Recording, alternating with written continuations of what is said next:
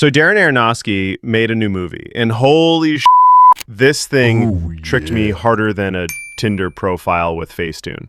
The trailer had me hyped for a slick Guy Ritchie style crime caper, but what I got was 2 hours of violent nonsense, bad pacing, and a cat that gets more screen time than half the cast. No. Let me set the scene. Opening night, tickets booked, popcorn ready, hype through the roof. 30 minutes in, my partner leans over and goes, "This is boring, isn't it?"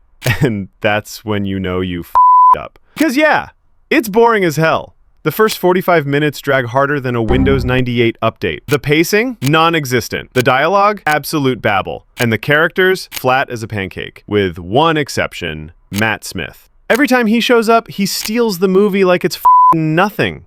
But the film makes the genius decision to sideline him for most of the runtime. Why? Aronofsky, why? Now let's talk Zoe Kravitz. Look, I love her in some roles, but here, she's duller than dishwater. Her chemistry with Austin Butler was so dead, I checked for a pulse. This was supposed to be the emotional core, the Bonnie and Clyde energy, but instead it felt like watching two coworkers awkwardly eat lunch together. Butler himself, he tries, I'll give him that. He smolders, he runs, he broods, but the script gives him nothing. And then Butler gets his kidney removed. Now, I'm no doctor, but one of the reviewers literally had a kidney taken out and confirmed. It's hell. You can't sit up, you can't walk, you're wrecked for weeks.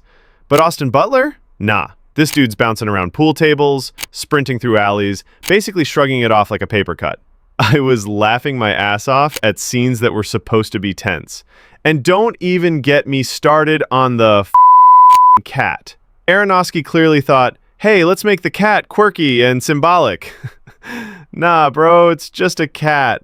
Every time it showed up, I felt like the movie was distracting me from the fact the plot had wandered off a cliff. Then there's the violence. Endless, over the top, and completely meaningless. Like Reservoir Dogs, but without the clever writing. Just attack after attack, murder after murder, until it all blends into white noise.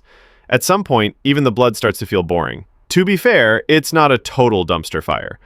Butler works hard with what he's given. Matt Smith is electric whenever he's around. The soundtrack, shout out to Idols, slaps, and the late 90s New York setting feels authentic. But it's like polishing a turd. You can make it shiny, but it's still a turd. My verdict? 4 10s. Stream it when it hits Netflix or HBO, but don't spend your hard-earned cash at the cinema.